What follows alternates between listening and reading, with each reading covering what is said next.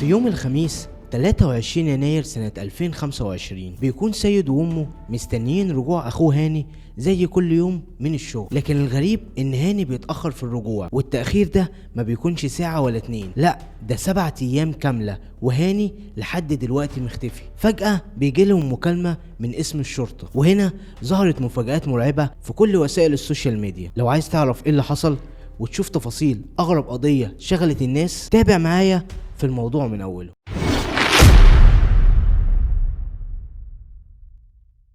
الحكاية بدأت في عمارة الحاج عبد القادر، واللي كان تاجر متدين وملتزم في حياته، وبعد ما قدر يكون نفسه ويعمل فلوس كويسة بنى عمارة كاملة علشان يتجوز فيها ويكون أسرة. ولما اتجوز خلف 3 أولاد وبنت واحدة. والحقيقة إن عبد القادر بيربى أولاده على الأخلاق والتدين، وكان مهتم بتربية أولاده وتعليمهم على أحسن مستوى. وبتمر السنين وبيكبروا أولاده وبيبدأوا إن هم يبنوا حياتهم الخاصة بيهم. والحقيقة إن الأخين الكبار بيقرروا إن هم يشتغلوا مع أبوهم في التجارة، لكن الأخ الثالث وهو هاني كان بيشتغل في مجال الحراسة والأمن. وفي النهاية هاني اتقدم لوظيفة في دار الأوبرا المصرية، وكانوا طالبين أمن وحراسة على بوابة الأوبرا المصرية. وقتها هاني كان شايف إن دي فرصة كويسة جدا ليه، وفعلا راح اتقدم لوظيفة واللي كانت طالبة متطلبات خاصة. لكن لحسن الحظ ان هاني كان مطابق للمواصفات اللي هم محتاجينها، وعلى طول اتقبل في الوظيفه. ولما راح الشغل بقى حاسس بالفرحه لانه بقى ليه وظيفه في مكان مشهور. والحقيقه ان هاني كان اكتر شخصيه متفائله في اخواته، وكان هو اللي بيضحكهم وبيسال عنهم وبيهزر معاهم، حتى بعد ما اخواته الكبار اتجوزوا وكل واحد عايش في شقه لوحده. لكن هاني كان كل يوم وهو راجع من شغله يسلم على اخواته، وبيتجمعوا كلهم في اخر الاسبوع وبيقضي اليوم كله في بيت ابوه. وهاني كان شخص متدين جدا وبيعامل الناس كلها حلو، وده اللي خلاه محبوب ما بين الناس. ولما كان حد بيطلب منه مساعده ما كانش بيتاخر عليه، وساعد كمان ناس معاه في المنطقه انهم يشتغلوا معاه في الاوبرا، وساعتها بقوا جيران واصحاب قريبين مع بعض في الشغل. وبعد ما قدر يكون نفسه ويجهز شقته في العماره قرر ان هو يتجوز بنت الحلال ويستقر ويكون له اسره. وبعد الجواز ربنا بيكرمه ببنت، وبتكون ساعتها اول فرحته. ووقتها هاني بياخد ترقية وبيكون مدير امن البوابة، فبيحس ان ده رزق بنته الجديدة. وطبعا بسبب الترقية الجديدة كانوا بيكلفوه بشغل زيادة، وممكن كمان يتأخر في الشغل بعد مواعيد انتهاء العمل، لكن ما كانش بيتضايق، بالعكس ده كان بيبقى مبسوط جدا لانه بيحب شغله. وطبعا لما كان حد من زمايله او زميلاته بيحتاج منه مساعدة هاني على طول كان بيساعده، وما كانش بيهمه اي حد. واكيد ده كان بيسبب له عداوات ومضايقات كتير في الشغل، بس هو ما كانش بيهمه طالما شايف شغله كويس وماشي في طريق الحق. وبتمر السنين وبيخلف بنته التانية، وفي نفس الوقت كان بيتفوق في شغله وبياخد ترقيات كتير. وساعتها بيتنقل لقسم تاني موجود في الاوبرا، وهو الادارة اللي كانت مسؤولة عن البروتوكول والمراسم. ودي طبعا الادارة الخاصة لدخول الشخصيات الرسمية والسياسية والزيارات المهمة. فكان هاني موظف امن مهم جدا في الادارة دي، وطبعا دي كانت نقلة كبيرة جدا في حياة هاني. وطبعا مع المسؤولية الكبيرة اللي اتكلف بيها هاني كان هو كفء وقدم مسؤولية، لانه كان بيشتغل وقت اضافي كتير وكان بيكلفوه بشغل اكتر. وطبعا الموضوع ده زود الاحقاد والكراهية على هاني، لكنه كان بيستحمل وما كانش بيظهر لاي حد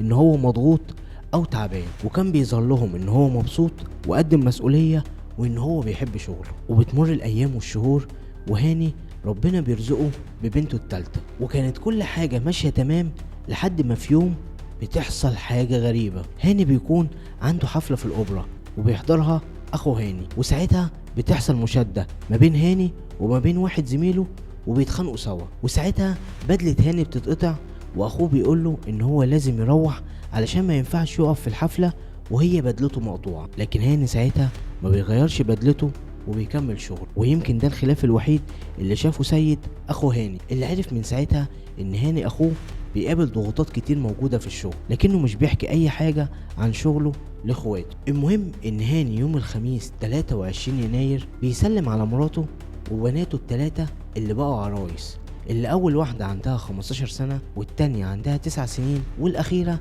اللي عندها 4 سنين. وبعد ما بيسلم عليهم بيروح شغله كالعادة، لكنه بيتأخر في الشغل رغم ان في اليوم ده ما بيكونش عنده حفلة او حتى استقبال رسمي موجود في الاوبرا. وهو ما كانش بيتأخر الا لما بيقول لاهله، لكن وقتها اهله افتكروا ان هو جاله شغل مفاجئ، بس الغريب ان هم لما بيتصلوا عليه بيلاقوا تليفونه مقفول. لكن الاغرب من كده ان اليوم بيعدي ومفيش اي اتصال من هاني يطمنهم عليه. طبعا اهل العيله بيتجمعوا وبيكونوا قلقانين ومش عارفين يعملوا ايه، فبينزلوا الاولاد في الشارع علشان يلعبوا مع بعض علشان محدش يحس بالخوف. لكن فجأة بيسمعوا واحد بينده باسم هاني من تحت البيت، فبنته الصغيرة اللي هي عندها 4 سنين بتقوله ان بابا مش موجود. ساعتها الراجل ده بيتوتر وبيقول لها ان هو اسمه علاء ودي حاجات بابا واداها لهم فوق، فبيديها في ايديها المحفظة والموبايل بتاع هاني. الغريب من كده ان الراجل ده سلم الحاجات للبنت اللي عندها 4 سنين واختفى بسرعة. ساعتها البنت بتطلع لعمامها فوق وتقول لهم ان في واحد ساب الحاجات دي بتاعت بابا ومشي، فبينزلوا علشان يعرفوا مين الراجل ده، فبيلاقوه ان هو مشي. طبعا ساعتها العيلة بتتأكد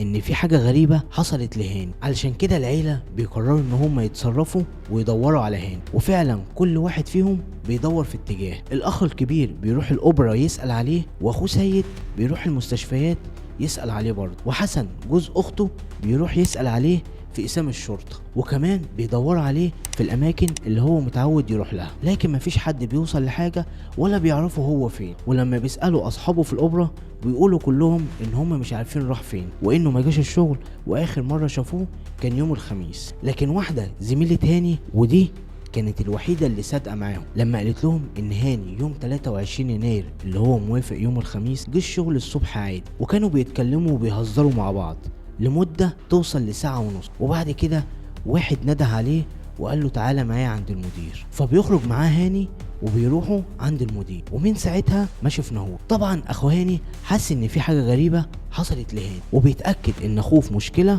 ومش عارف يستنجد بحد. المشكلة ان هو مش عارف يسأل مين او يشتكي لمين. يوم ورا التاني والقلق بيزيد، والعيلة كلها مش عارفة تعمل ايه. وبعد 7 ايام، وتحديدا يوم الاربع 29 يناير سنة 2025، سيد اخو هاني بيكون موجود في البيت ومستني اي اخبار عن اخوه. ساعتها ام هاني بيجي لها مكالمة من رقم غريب، فبترد على المكالمة لكنها مش بتقدر تسمع حاجة لان ساعتها بتكون الشبكة ضعيفة وهي ست كبيرة وسماعها على قدها. فبياخد على طول سيد منها التليفون وبيرد هو. وهنا كانت المفاجأة اللي بتكشف كل الصدمات. بعد كده سيد بيلاقي ان اللي بيكلمه في التليفون ضابط في اسم شرطة امبابة، وبيطلب منه ان هو يروح الاسم عشان في مسألة تخص اخوه هاني عبد القادر. ساعتها سيد بياخد جوز اخته حسن وبيطلعوا على الاسم، وهناك بيقول لهم البقاء لله في اخوكم هاني، وانه جايبه في الاسم علشان يروحوا مع بعض على المشرحة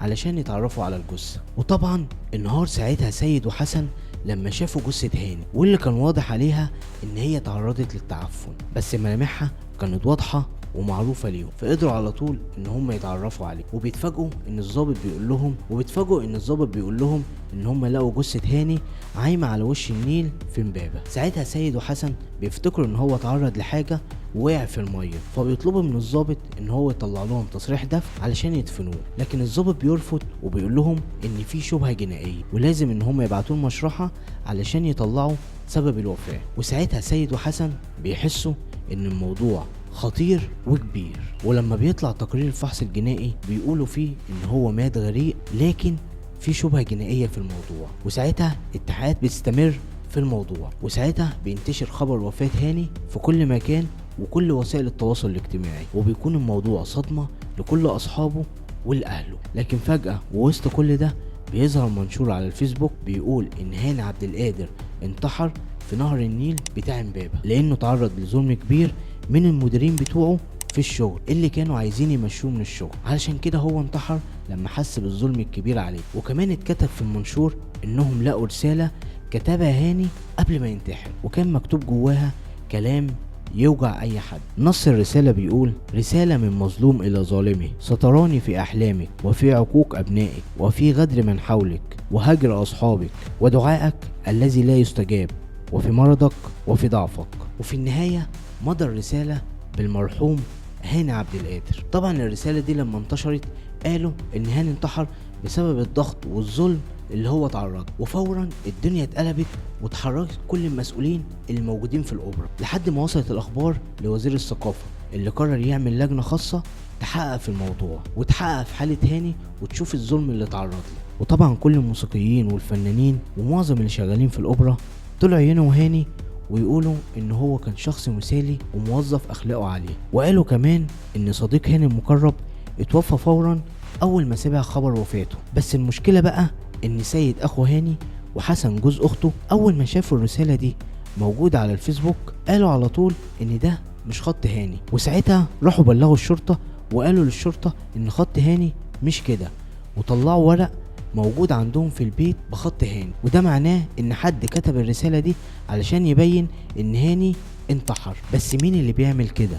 وهل ده معناه ان هو بيتستر على جريمه حصلت؟ بس الغريب بقى انهم لما اخدوا تصريح الدفن ودفنوا الجثه واخدوا العزا في هاني كان اغلبيه الناس اللي شغالين في الاوبرا ما جاش فيهم حد عزا فيه، وكانهم بيتهربوا من اهله او بيخفوا حاجه. والموضوع فيه غموض كبير ومحدش عارف اذا كان هاني مات منتحر ولا حد قتله. لكن لما سالوا الناس اللي جات من شغله قالوا ان هو كان واقف مع واحده زميلتهم ضد المدير بتاعها وشهد معاها ضده، ويظهر كده ان الموضوع ده عمل له مشاكل كتير في الشغل. وناس تانية قالت ان هاني كان مشترك في سرقة سلك كهرباء وده خلاهم يهددوه بالخصم والجزا، بالرغم ان هو نفذ سرقة اصلا، لكنهم ما كانوش بيصدقوه. علشان كده حس بالضغط وقدم الاستقالة وراح انتحر. طبعا الكلام كتير وكل يوم كانت بتظهر حاجة جديدة، لكن في يوم 4/2 الشرطة بتقدر توصل للي كتب الرسالة ونسبها لهاني، ولما قبضت عليه الشرطة